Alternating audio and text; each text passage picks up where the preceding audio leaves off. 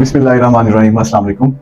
हम अपने paediatric section को कवर कर रहे हैं और अब हम तकरीबन बिल्कुल लास्ट में पहुंच चुके हैं और अपनी मेजर पीडियाट्रिक डिजीजेस को और मेजर पीडियाट्रिक प्रॉब्लम्स को, बच्चों के बड़े बड़े प्रॉब्लम्स जो बहुत ज़्यादा कॉमन होते हैं, उनको हम तफसील के साथ डिस्कस कर चुके हैं। अब हम लास्ट में जो टॉपिक्स डिस्कस कर रहे हैं वो बहुत ही ज़्यादा इम्पोर्टेंट इस हवाले से हैं कि ये अवेयरनेस के हवाले से टॉपिक हैं।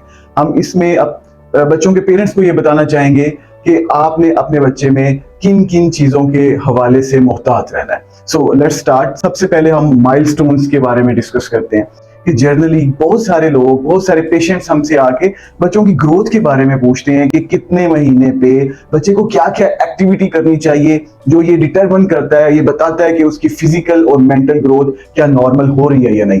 सो इस हवाले से डिस्कशन बहुत जरूरी है ताकि पेरेंट्स को अवेयरनेस हो कि इतनी एज पे अगर बच्चा ये माइलस्टोन्स अचीव कर रहा है तो इसका मतलब वो नॉर्मल ग्रोथ की तरफ जा रहा है। So let's start. माइलस्टोन्स की जब बात करते हैं तो हम थर्ड मंथ पे सबसे ज्यादा इंपॉर्टेंट थर्ड मंथ को कंसीडर करते हैं।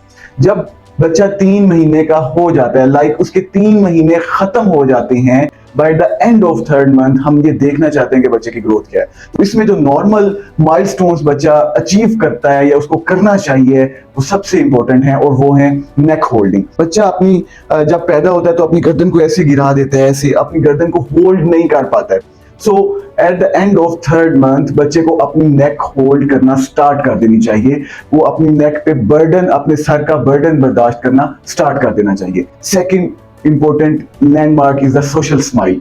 सोशल स्माइल इज समथिंग कि जब माँ अपने बच्चे को अपनी गोद में लेती है या उसे फीड करवाने लगती है या उसको डिफरेंट तरीकों से इम्यूज करती है उसको खिलाने के लिए, जैसे हम बच्चों को करते हैं, तो बच्चा एक स्माइल पास करता है। This is called the social smile. ये भी 3 महीने के आखिर में आना स्टार्ट हो जाती है। फिर इसके अलावा बच्चा आवाजों को कुछ पहचानना स्टार्ट कर देता है।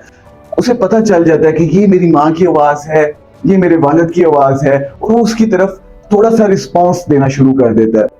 और साथ में उसे ये भी पता चल जाता है कि माँ जब उसे फीड करवाने लगती है तो भी स्पेशल तरीके से उसको मुखातिब करती है। अक्सर माओ में देखा गया है, ये हमारे सबकॉन्शियस में है लेकिन ऐसा होता है, तो बच्चा उसको भी थोड़ा सा फील करता है, उसे पता चल जाता है कि अब मुझे फीड मिलने लगी है अपनी माँ की तरफ से। So this is all about the third month. अच्छा, अब सेकंड, जब बच्चा 6 महीने का हो जाता है, यानी कि उसके 6 महीने खत्म हो जाते हैं, तो फिर क्या क्या उसे अचीव करना है।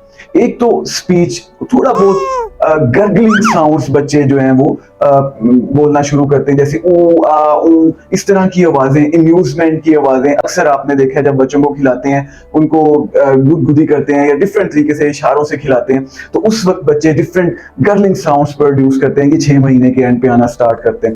इसके अलावा सिटिंग बहुत इंपॉर्टेंट माइलस्टोन है।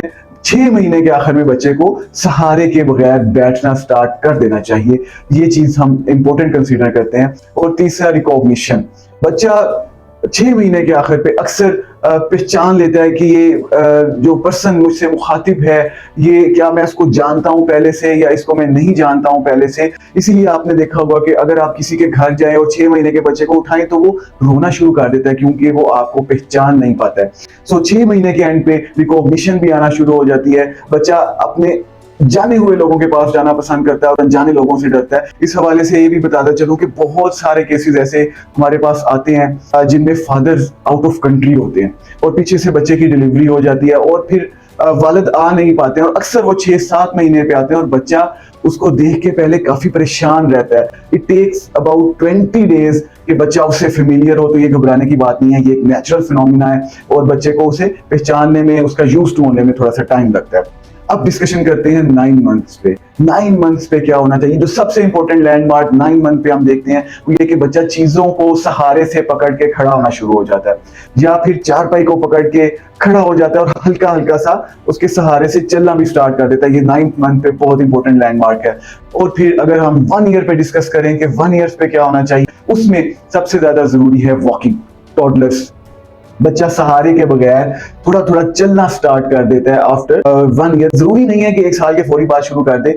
12 माह से 18 माह की उम्र तक बच्चे को चलना चाहिए और हम इसको नॉर्मल कंसीडर करते हैं।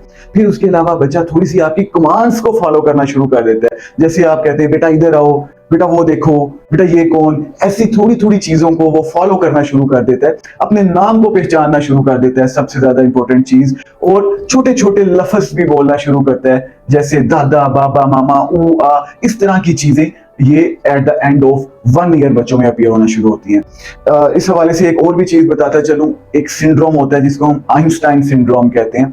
आइंस्टाइन के हवाले से आपने पढ़ा होगा कि आइंस्टाइन जो है वो उसने बोलना बहुत लेट स्टार्ट किया था। तो इसी तरह से बहुत सारे बच्चे हैं जो 2 साल तक, 3 साल तक बोलना स्टार्ट नहीं करते, लेकिन उसके बाद फिर उनकी स्पीच थेरेपी या किसी भी तरीके से वो नॉर्मली बोलना स्टार्ट कर देते हैं। तो इस चीज को हम आइंस्टाइन सिंड्रोम कहते हैं। पूरी बुक्स और लिटरेचर इस चीज पे अवेलेबल है कि अक्सर वो बच्चे जो लेट बोलना स्टार्ट करते हैं वो मेंटली दूसरे बच्चों की निस्बत बहुत ज्यादा इंटेलिजेंट और शार्प होते हैं। सो डोंट वरी अगर आपका बच्चा थोड़ा सा डिले भी बोल रहा है तो इस हवाले से परेशानी की बात नहीं है, ये एक नॉर्मल फिनोमिना है और इसको हम आइंस्टाइन सिंड्रोम कहते हैं। Hope you will follow all these things. Thank you very much.